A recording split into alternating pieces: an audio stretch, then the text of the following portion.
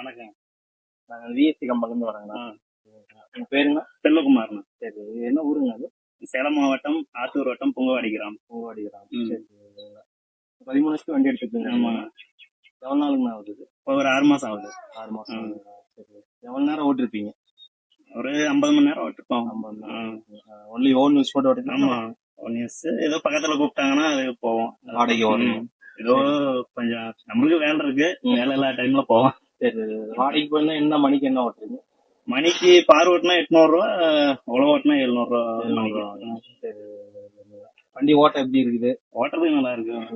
Vibration அந்த மாதிரி ஏதாவது இருக்குங்களா? அது மாதிரி ஒண்ணும் இல்ல, ஓட்டிட்டு தான் இருக்கு. சரி, வேற ஏதாவது காம்படிட்டர் வண்டி, வேற கம்பெனி வண்டிக்கு நம்மளுக்கு ஏதாவது வித்தியாசம் பாத்துருக்கீங்களா?